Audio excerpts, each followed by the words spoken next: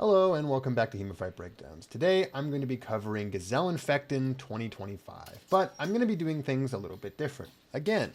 And that's because Gesellen Fechten has some unique rules. Basically, they have no final event, they have no gold medal match. Instead, they have a finals pool, and all of their fights only go to 5 exchanges, which makes things a little bit difficult for me when it comes to reviewing a fight and constructing a narrative about how someone adapted to someone else and vice versa. But the idea here instead is what we're going to do is we're going to cover in a person and how their run throughout the entire tournament turned out.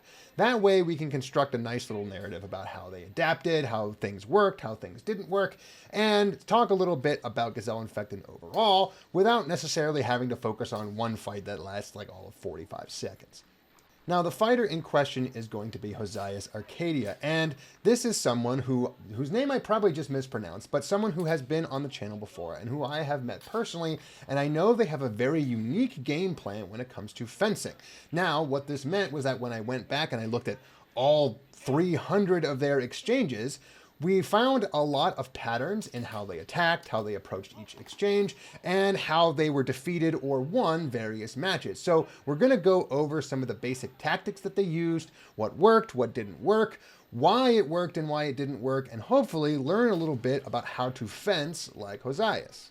Now, to start off, Josias's fighting style isn't really all that unique if you just look at the stance. He fights with his right leg forward and has a little bit of a long point out there in front of him to catch all and maybe throw some attacks. But what makes him unique is that every single time he engages with his opponent, he is always looking for that bind. Now, if you don't know, the bind is a very central aspect to Germanic fencing because it is supposedly the place by which you understand what your opponent's intentions are. And the idea basically goes like this. If your two blades are touching, you can feel whether or not your opponent is trying to push you out of the way and maybe attack one of your openings, or pulling off of your sword and trying to attack one of your openings that you now have to protect yourself from.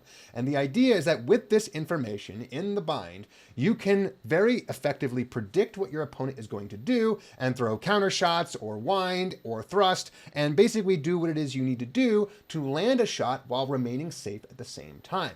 Now, Josias had 2 key ways of entering and fixating on that bind. One was to throw this very large opening thrust. And this is an important thing to focus on because one of the very difficult aspects of seeking the bind on your opponent is that it's not necessarily always a threatening move. Simply walking forward and touching your blades together does not constitute a meaningful threat to your opponent. And in the process of doing so, your opponent can simply attack you and maybe land some kind of hit.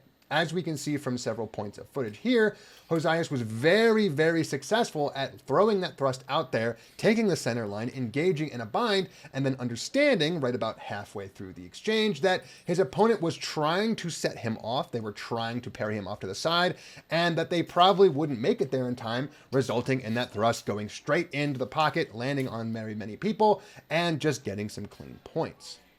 But when that setup didn't quite work out the way it was intended, there was a couple of points of potential failure. The first being that Josias didn't always use some explosive forward momentum to try to reach his opponent, sometimes simply picking up the blade and waiting for that download of information, at which point their opponent would sometimes pull off and just snipe at the hands or the legs. And this was the most common way that Josias lost points throughout Gesellen Fechten. His opponent would simply refuse to engage in a bind, pick at whatever they could reach, and while Josias was trying to get that download of information, he was left standing still with a few number of openings and just ended up getting hit clean.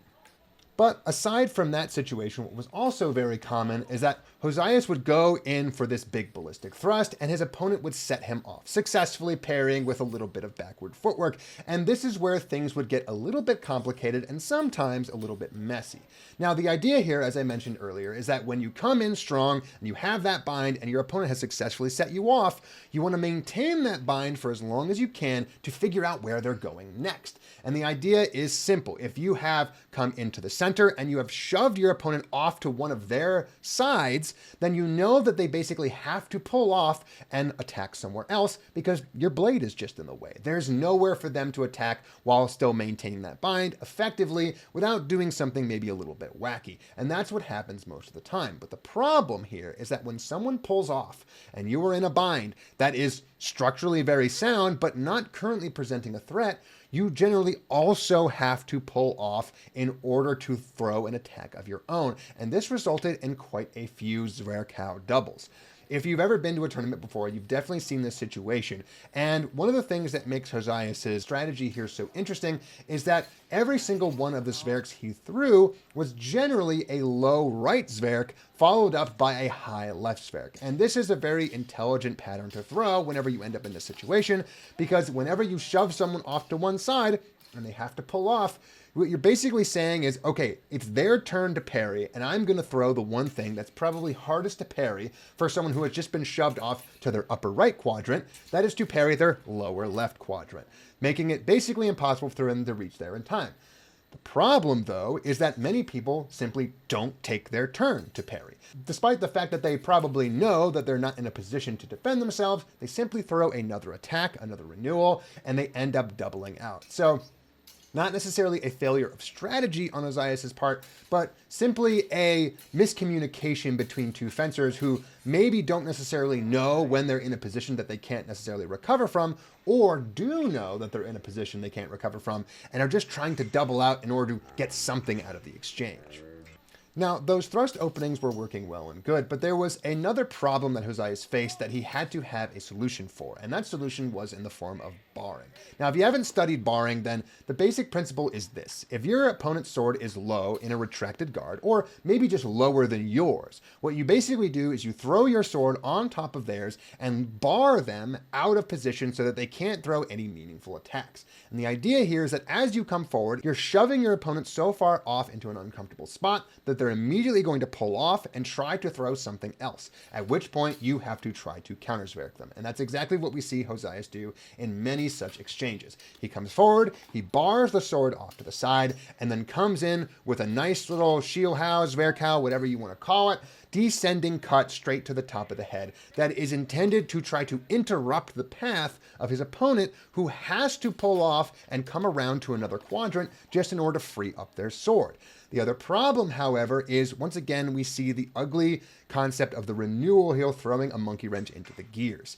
Every single time you bar your opponent, they have to pull off, and that's definitely true. But as you are leaving this barring position to go somewhere else and attempt to counterattack them, they always have the option of simply pulling off and then going straight back into the position they were, attacking a low line leg or body shot, and basically getting away with something while giving up the idea of any kind of defense. Now, in other tournaments, this might result in a 2.1 point sort of situation where that's not necessarily a problem, but at Gesellen Fechten, everything was 1 point. So this wasn't necessarily a well-adapted strategy for the rule set, because what kept happening is as Josias would bar his opponent out, they would simply pull back, whack him somewhere, and come away with a double.